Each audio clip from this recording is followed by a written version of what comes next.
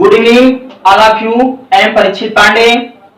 I wanted about two sentence and to there presented produce about sentence definitions and about two sentences part. मैं आज आप लोगों के लिए सेंटेंस लेकर के आया हूं और सेंटेंस के बारे में आप लोगों को पढ़ाऊंगा जिसमें कि आप जन्म से लेकर के एट लास्ट जब तक आप जीवित होते हैं तब तक आप सेंटेंस के बारे में ही चर्चा करते रह जाते हैं।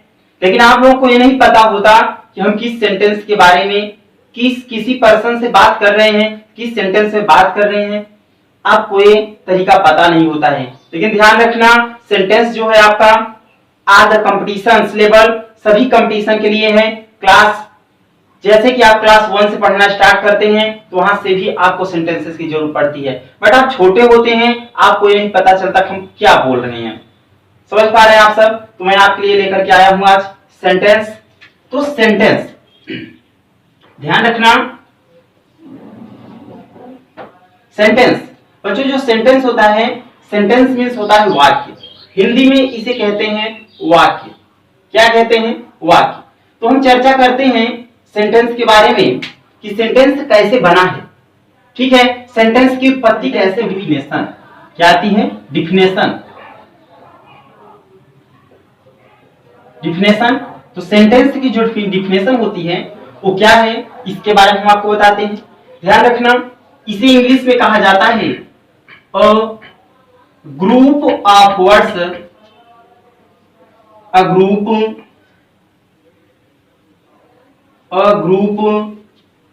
of words which makes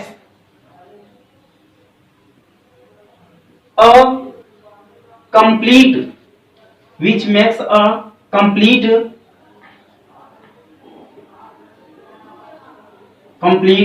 sense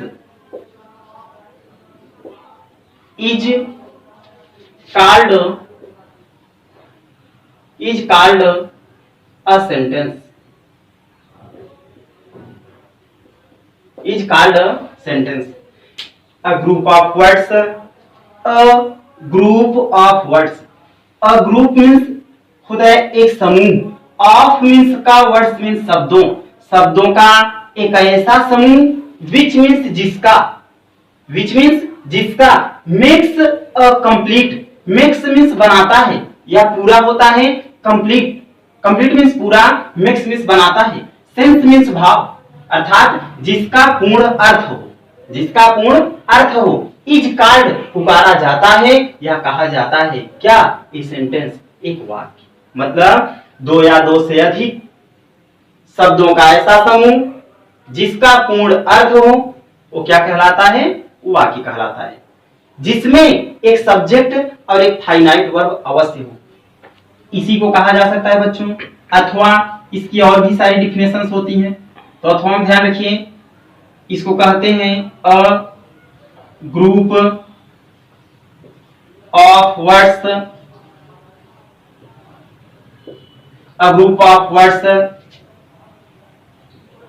in which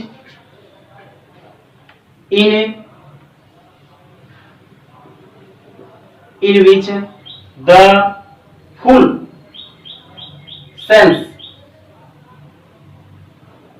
full sense appears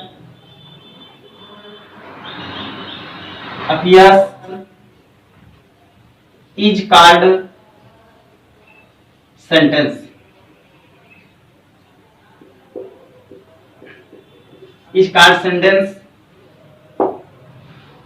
तो बच्चों समझिए, ए ग्रुप ऑफ वर्ड्स शब्दों का एक ऐसा समूह, इन विच द फुल सेंस जिसमें पूरा भाव हो, अपीयर्स प्रकट करता, इज कॉल्ड सेंटेंस वह क्या कहलाता है, वाक्य कहलाता है। अर्थात दो या दो से अधिक शब्दों का ऐसा समूह जिसका एक पूर्ण अर्थ या पूर्ण भाव हो वह क्या कहलाता है, वाक्य कहलाता है।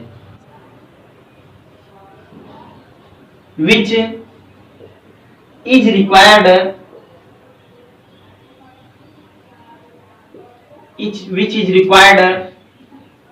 which is required a subject and a finite verb, a finite verb. तो इसका हो जाएगा which is required to have, to have a subject and a finite verb. बच्चों इसी के हिंदी में कहते हैं कि हिंदी डिफिनेशन होती है इसकी, दो या दो से अधिक, दो से अधिक शब्दों का ऐसा समूह, शब्दों का ऐसा समूह जिसका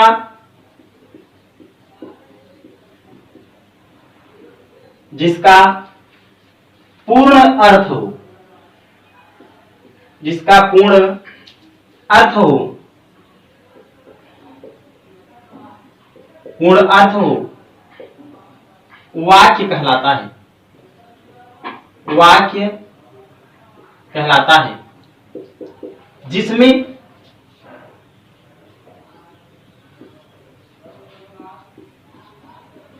जिसमें एक सब्जेक्ट, जिसमें एक सब्जेक्ट, सब्जेक्ट मीन्स कर्ता होता है, एक कर्ता और एक फाइनाइट वर्ब मतलब एक सहायक क्रिया, एक सहायक क्रिया, एक सहायक क्रिया अवश्य हो, अवश्य हो। ठीक है बच्चों, जिसमें एक सब्जेक्ट और एक फाइनाइट वर्ब अवश्य है।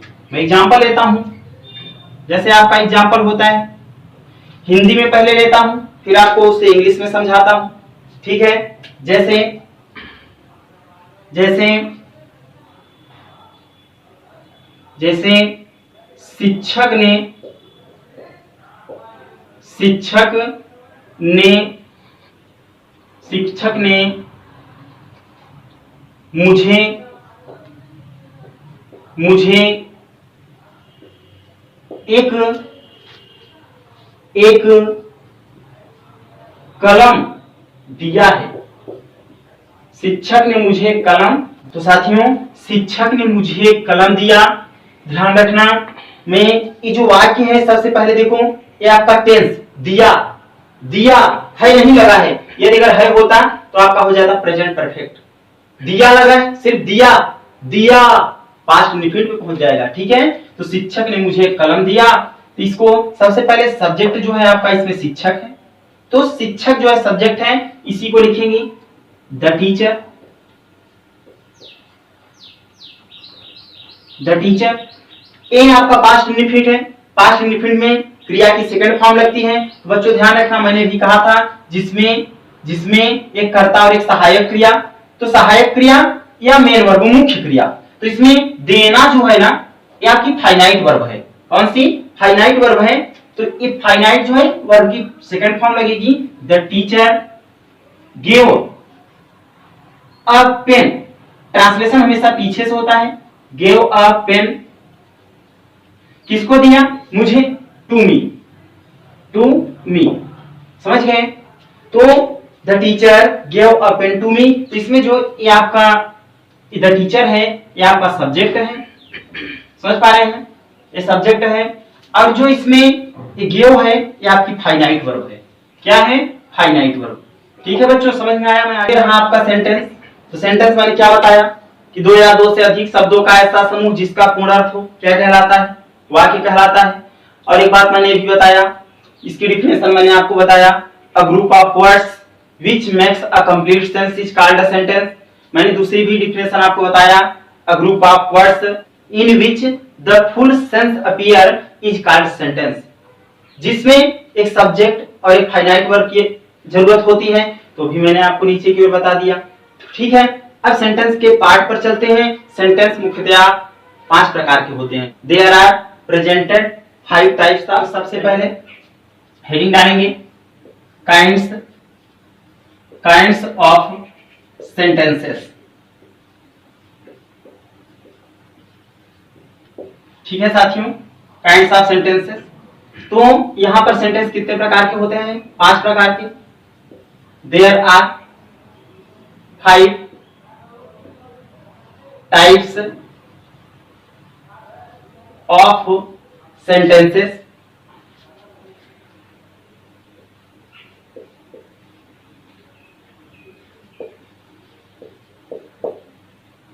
तो there are 5 types of sentences.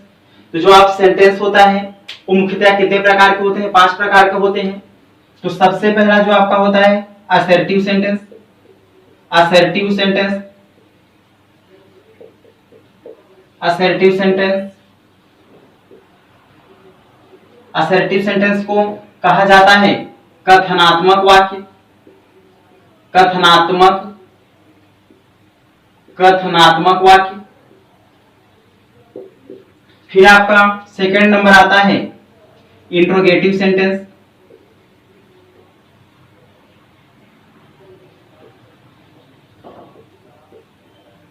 Interrogative sentence ये होता है प्रश्नवाचक वाक्य। प्रश्नवाचक वाक्य। फिर आप आगे बढ़ते हैं तो आपका तीसरा नंबर आता है इंपरेटिव सेंटेंस।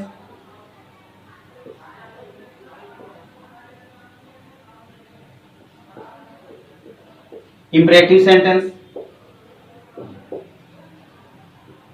ये होता है आपका इंपरेटिव सेंटेंस आदेशात्मक वाक्य। आदेशात्मक वाक्य। फिर आगे बढ़ते हैं तो आपका चौथा नंबर में आता है optative sentence. Optative sentence, optative sentence जो होता है बच्चों इसे कहा जाता है इच्छा सूचक वाक्य। इच्छा सूचक वाक्य। इच्छा सूचक वाक्य। फिर जब आगे बढ़ते हैं तो आपका आता है last number exclamatory sentence.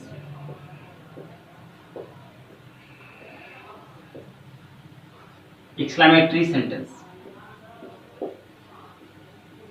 Exclamatory sentence जो होता है विस्मयाद बोधक वाक्य।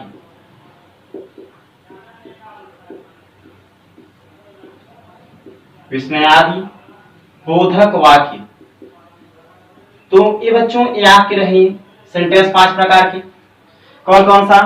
असर्टिव सेंटेंस कथनात्मक वाक्य, इंट्रोगेटिव सेंटेंस प्रश्नवाचक वाक्य, इंपरेटिव सेंटेंस आदेशात्मक वाक्य, ऑप्टेटिव सेंटेंस इच्छासूचक वाक्य, एक्सक्लेमेटरी सेंटेंस विस्मयादि बोधक वाक्य। हम सबसे पहले चलते हैं आपके असर्टिव सेंटेंस में जिसे कहते हैं कथनात्मक वाक्य। तो कथनात्मक वाक्य क्या होता है इसके बारे में सबसे पहले हम आपको बताते हैं। सबसे पहला बच्चों आपका आता है असर्टिव सेंटेंस जिसे कहते हैं आप कथनात्मक वाक्य। इसकी जो डिफिनेशन होती है, डिफिनेशन हिंदी में पहले सुनो, यदि हिंदी आ गई तो इंग्लिश आ जाएगी। कहते हैं कि ऐसे वाक्य जिसमें किसी कार्य का होना या ना होना पाया जाए। यहाँ 2 शर्तें आपके पास में हो रही है प्रकट, एक कार्य का होना और एक कार्य का न होना पाया जाए तो ऐसे वाक्य कहलाते हैं असर्टिव सेंटेंस अर्थात कथनात्मक वाक्य। तो ध्यान रखना असर्टिव सेंटेंस जो आपका होता है कथनात्मक वाक्य, ऐसे वाक्य जिसमें किसी कार्य का होना या ना होना पाया जाए। तो होने की स्थिति में अफर्मेटिव, न होने की स्थिति में निगेटिव। इसका मतलब असर्टिव सेंटेंस भी 2 प्रकार का होता है। ठीक है बच्चों, तो सबसे पहले मैं चलता हूं assertive sentence. A sentence,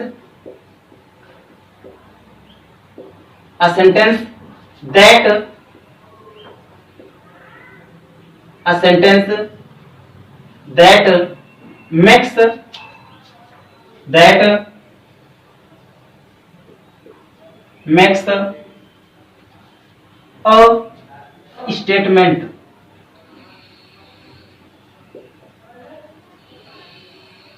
statement is called an assertive sentence. An assertive sentence.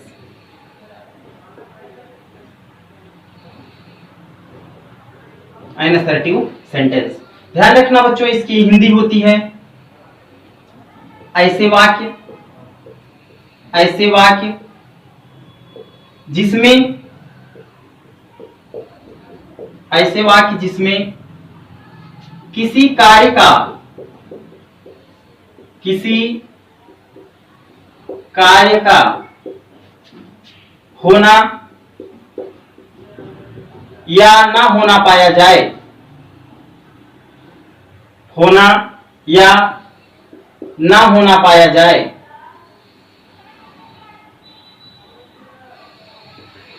पाया जाए,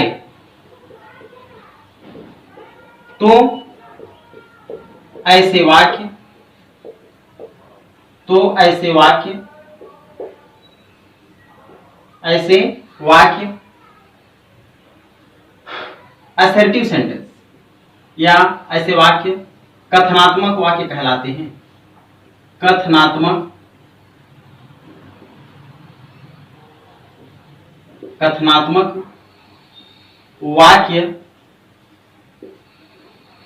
कहलाते हैं।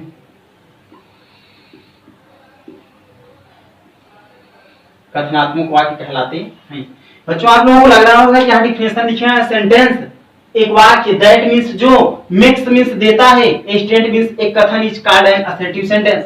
मतलब ऐसे वाक्य जो एक पूर्ण कथन को व्यक्त करते हैं वो असर्टिव सेंटेंस कहलाते हैं। हाँ, मैंने यही लिखा है इसमें, लेकिन यहाँ मैंने लिखा है ऐसे वाक्य जिसमें किसी कार्य का होना, बच्चों अर्थात सेंटेंस बना ही रहा है ना, या ना होना पाया जाए, तो ऐसे वाक्य कथनात्मक वाक्य कहलाते हैं।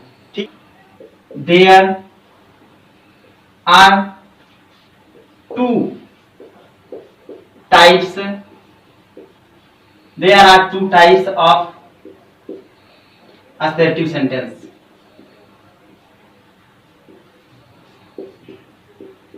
Assertive sentence,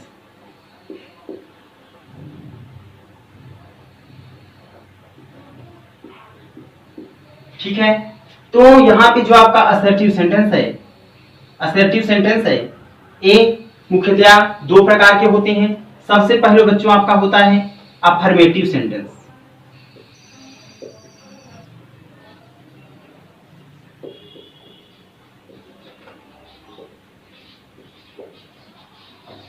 affirmative sentence. Second होता है निगेटिव सेंटेंस। निगेटिव सेंटेंस, ठीक है। तो इसमें बच्चों आपके असर्टिव सेंटेंस दो प्रकार के होते हैं, एक होता है अफर्मेटिव सेंटेंस, दूसरा होता है निगेटिव सेंटेंस।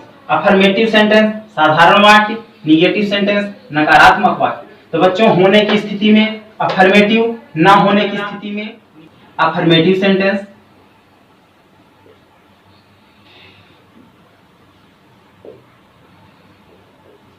Affirmative sentence. तो अफर्मेटिव सेंटेंस सबसे पहला आपका आता है अफर्मेटिव सेंटेंस। क्या होता है, आपने भी कहा कि ऐसे वाक्य, ऐसे वाक्य, अफर्मेटिव का हिंदी में अर्थ होता है साधारण वाक्य, साधारण वाक्य। और आपने जो भी असर्टिव सेंटेंस पढ़ा था उसमें परिभाषा दो तरीके से बताया था कि इसमें किसी कार्य का होना या ना होना पाया जाए। तो होने की स्थिति में अफर्मेटिव, न होने की स्थिति में negative. A sentence, a sentence that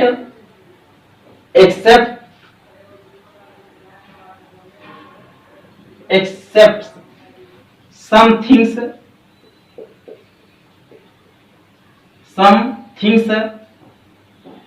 is known as affirmative sentence।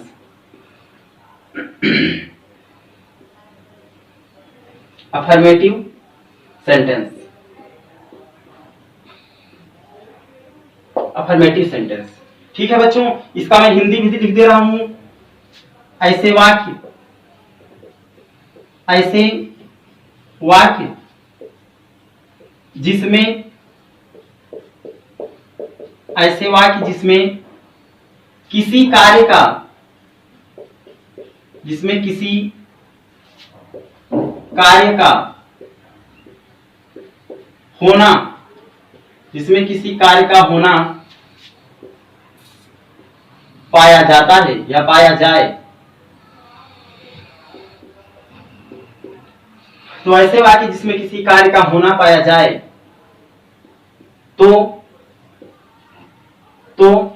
इसे साधारण वाक्य कहा जाता है। इसे साधारण वाक्य कहा जाता है। साधारण वाक्य कहा जाता है। बच्चों इसका मैं एग्जांपल लेता हूं। होने की स्थिति में, जैसे मैं पढ़ता हूं, तुम सोते हो, राम घर जाता है, तो इस प्रकार के वाक्य जो है आपके क्या है, साधारण है। जैसे एग्जांपल में मैं डायरेक्टली लिख दे रहा हूं, राम घर जाता है, Ram goes to home, Ram घर जाता है। ये आपका क्या है, कौन सा सेंटेंस है, अफर्मेटिव है। क्यों? क्योंकि इसमें राम घर जाता है, राम घर जाता है, राम घर जा रहा है ना, तो इसमें क्या हो जाएगा, राम गोज टू होम। जैसे I am writing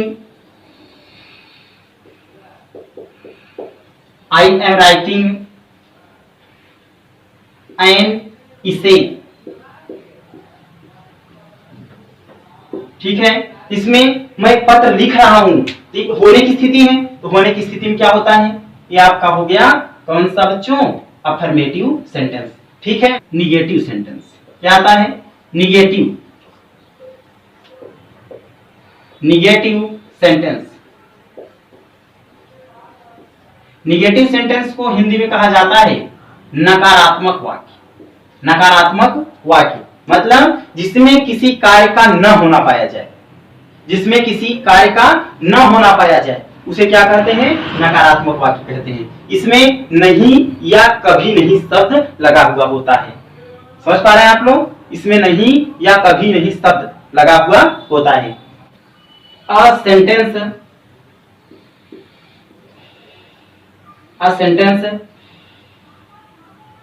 that refuses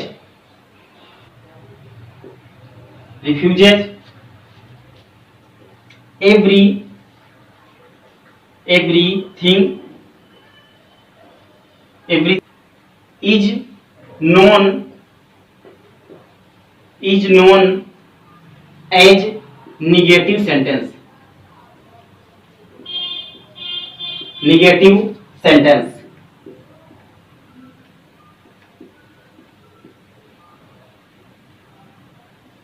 negative sentence समझ पा रहे हैं आप लोग। अ सेंटेंस दैट रिफ्यूजेस, जो स्वीकार नहीं करता, अस्वीकार कर देता है, एवरीथिंग प्रत्येक वस्तुओं को, इज नोन जाना जाता है, एज के जैसे या के रूप में, निगेटिव सेंटेंस नकारात्मक वाक्य के रूप में जाना जाता है। जैसे मैं खाना नहीं खाता हूं, मैं खाना नहीं खाता हूं, मैं खाना नहीं खाता हूं। समझ पा रहे हैं। तो मैं खाना नहीं खाता हूं, सबसे पहले हमारा सब्जेक्ट है आई, ता है, ती है, ते है, आया हुआ है। तो ऐसे वाक्य प्रेजेंट इंडिफिनिट होते हैं, लेकिन प्रेजेंट इंडिफिनिट में निगेटिव सेंटेंस से नहीं शब्द आया हुआ है, नहीं है, इससे निगेटिव है। तो जब नहीं है, निगेटिव शब्द है, प्रेजेंट इंडिफिनिट की जो हेल्पिंग वर्ब होती है वो दो है, डू और डज। एक वचनकर्ता के साथ डज और बहुवचनकर्ता के साथ डू। तो आई के साथ क्या लगेगा, डू। इसके निगेटिव है नॉट। ट्रांसलेशन हमेशा पीछे से होता है। मुख्य क्रिया है खाना, ईट, क्या खाता है, फूड। फूड मटेरियल नाउन है, इसके पहले आर्टिकल द का प्रयोग नहीं होता है, ठीक है। I do not eat food, मैं खाना नहीं खाता हूं। जैसे तुम स्कूल कभी नहीं जाते थे, तुम स्कूल कभी नहीं जाते थे। तो बच्चों ये ता था, ती थी, ते थे, आपका पास्ट इंडिफिनिट है। इसमें सबसे पहले सब्जेक्ट को लिखेंगे तुम, तो इसमें जो करता है आपका ये है यू, उसके बाद आता है सहायक क्रिया। लेकिन इसमें सहायक क्रिया आएगी ही कहां, क्योंकि जब हमारे सेंटेंस में कभी नहीं शब्द आ जाए तब ऐसी स्थिति में इसका ट्रांसलेशन करते समय वो किस टेंस का, पास्ट इंडेफिनिट में सहायक क्रिया डिड का प्रयोग नहीं होता, बल्कि सहायक क्रिया की जगह इसी कभी नहीं शब्द की अंग्रेजी लिखते हैं यू नेवर, NEVER। यदि हमारे सेंटेंस में कभी नहीं शब्द की अंग्रेजी नेवर लिखी जाती है तो यू नेवर मुख्य क्रिया है जाना, गो का सेकंड फॉर्म ही लगेगा वेंट, कहां जाना, टू स्कूल, स्कूल की ओर जाना। ठीक है बच्चों, आज की क्लास में बस इतना ही। मैं नेक्स्ट क्लास में आपसे मिलता हूं, लेकिन ध्यान रखें इसे ज्यादा से ज्यादा शेयर करें, लाइक करें, सब्सक्राइब करें और अपने दोस्तों को इनवाइट करें। यदि कोई बात समझ में ना आए तो फिर से अपने दोस्तों से इसे आप पूछें। ठीक है, तो ध्यान रखना, यदि जिन बच्चों को टेंस नहीं आता कमेंट करके बताइएगा, उन लोगों के लिए मैं टेंसेस के वीडियोज भी सेंड कर दूंगा। ठीक है बच्चों, गुड लक, अच्छे से पढ़िए।